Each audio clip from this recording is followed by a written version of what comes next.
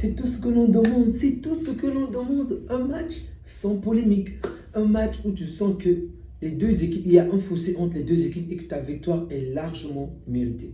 Pas de problème d'arbitrage, même si à un moment on pouvait même siffler en notre faveur, mais laissons couler. C'est ça, c'est tout ce que l'on demande et c'est tout ce que l'on attend de la part des voisins. Salut les amis, j'espère que vous allez bien. Oh, comme ce dimanche se passe tellement bien. Un magnifique dimanche avec une magnifique victoire du Barça face à Gérone. Donc, au match, on avait déjà gagné 4-2-1 ou 4-2-2. C'était à l'extérieur. Aujourd'hui, on est à domicile. Il fallait vraiment reprendre les points d'avance parce que, comme vous le savez si bien, l'adversaire a gagné hier 3-2-2.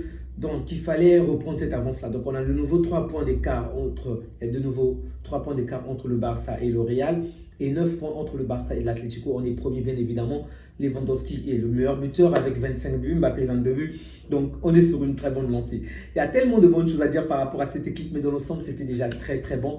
Et Flick a fait de bons changements, même si, je ne vais pas vous le mentir, personnellement, je souhaitais que Yamal et Pedro ne puissent pas jouer. Mais il ne faut pas non plus également sous-estimer l'adversaire, ok? Donc, je pense que ça aurait été peut-être une manière de trop sous-estimer Girona, de ne pas les faire jouer, mais à la limite, les faire très peu jouer. C'est ce que je souhaitais dans l'idéal, mais bon, ça n'a pas suffi. Et le match a quand même été compliqué. On avait certes la domination sur Gérone, mais Gérone n'a pas baissé les bras pendant tout le match. Gérone a tenu bon et ça n'a pas été facile pour nous de remporter ce match.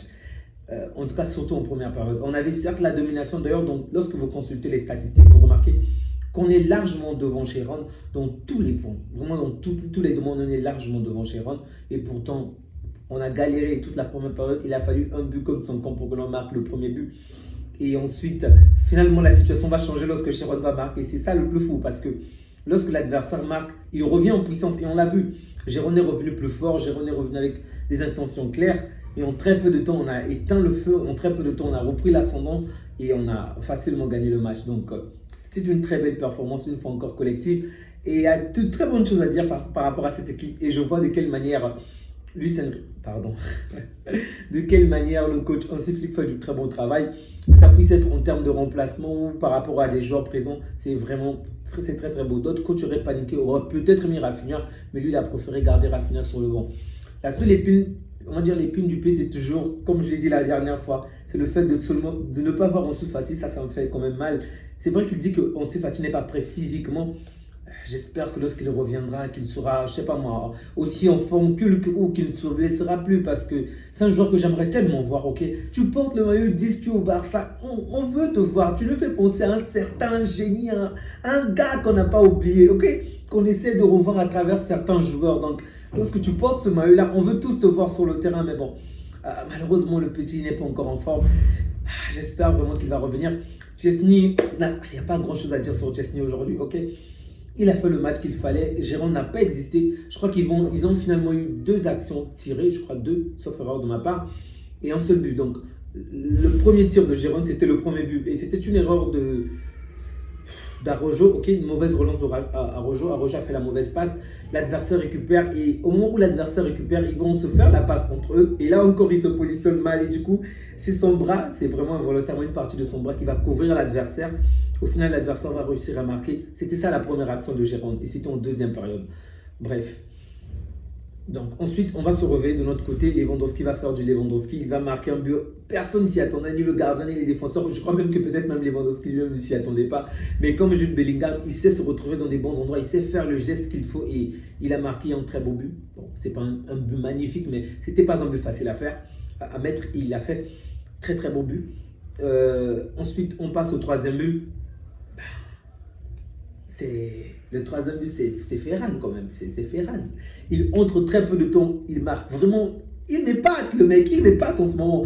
En moins de 5 minutes, il entre, il tue le game.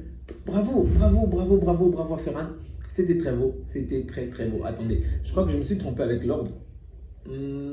Ouais, pardon. C'est Lewandowski qui marque avant tout le troisième but.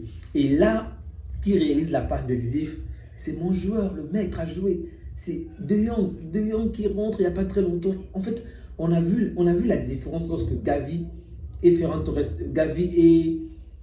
Lopez sont sortis. Ok, ce sont de bons joueurs, je ne me disconviens pas. Mais dans un match comme celui-ci, ils étaient quand même assez limités en termes de compétences, en termes de qualité, surtout Gavi. Et donc, lorsqu'on a fait rentrer De Jong, mais c'était autre chose, c'était autre chose.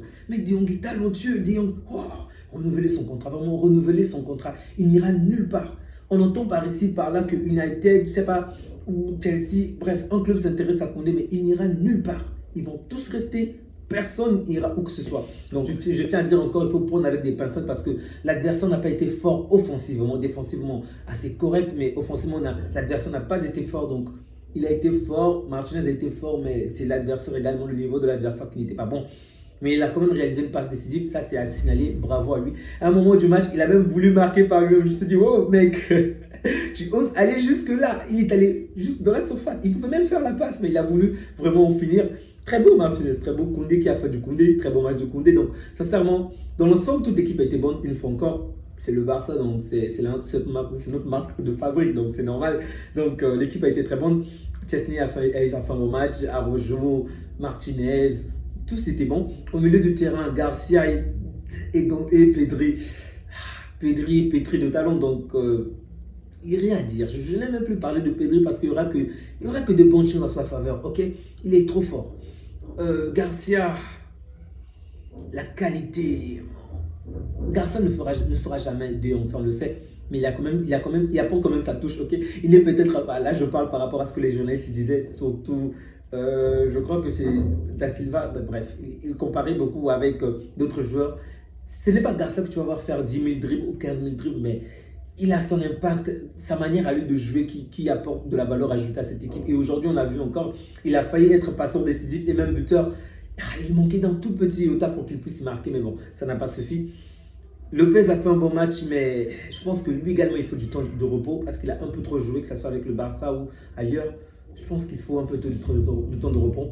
Il est titularisé déjà depuis 2 matchs et il enchaîne. Vous savez, un autre joueur, peut-être, on peut accorder du temps, mais lui, il court beaucoup, il participe beaucoup, offensivement, défensivement. Et lorsque je dis offensivement, c'est le mec, parfois il passe même devant Lewandowski, ok, pour se retrouver carrément nez à nez avec le gardien adverse. Donc il participe beaucoup. Et là, on sent très bien de quelle manière il faut qu'il puisse se renouveler des forces, qu'il se repose davantage. Mais bon, à sa place, j'aurais peut-être mis Gavi, donc qu'on mette Gavi un peu au centre et lui qu'il prenne, je sais pas moi, 1 ou 2 matchs de repos. Yamal également devrait se reposer, mais bon. Il y a beaucoup de très peu qu'il marque aujourd'hui. Oh, le petit Yamal. Le petit est fort, le petit est fort, le petit est talentueux, il est talentueux, il est talentueux. Oh, ma, lorsqu'il a la balle, vraiment, tu es ravi en fait de voir le match. Lorsqu'il a la balle, tu te réjouis que ça puisse être Yamal, Pedri ou De Jong. Ton cœur est en extase. Tu attends juste, qu'est-ce qu'il va faire cette fois-ci? Comment est-ce qu'il va passer? Qu'est-ce qu'il... Non, j'aime cette équipe, j'aime trop cette équipe.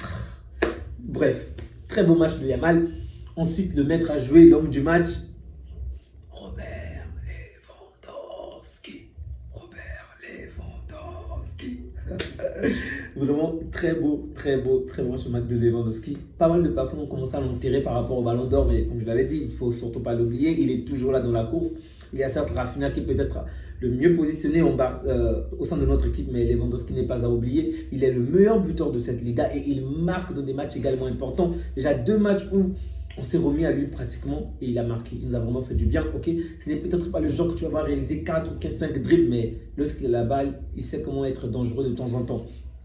Et il aurait pu faire encore plus, même s'il y a eu des petites fautes sur lui, mais il a fait un très bon match. Vraiment les amis, je me suis régalé, j'ai assisté à un très bon match. Donc on va se dire à bientôt face à l'Atlético. Ok, ça ne sera pas un match facile, mais il va falloir que l'on donne tout. On donne tout parce que notre équipe est quand même épuisée et ça se ressent. Il y a des moments où tu sens qu'on peut bien faire, mais c'est comme s'ils n'ont plus assez de force pour mettre davantage. Mais on aura 5 matchs en 12 jours, c'est beaucoup. Et là, sur les 5 matchs, on vient déjà d'épuiser 3 matchs. Et 3 victoires, ça c'est une très bonne chose à dire. 3 matchs ou 2 matchs le vendredi, 2 matchs, pardon, excusez-moi. 2 matchs. Le 3e match va arriver, ça sera contre l'Atlético. Le 4e match, je crois que ça sera, je ne sais plus trop contre qui.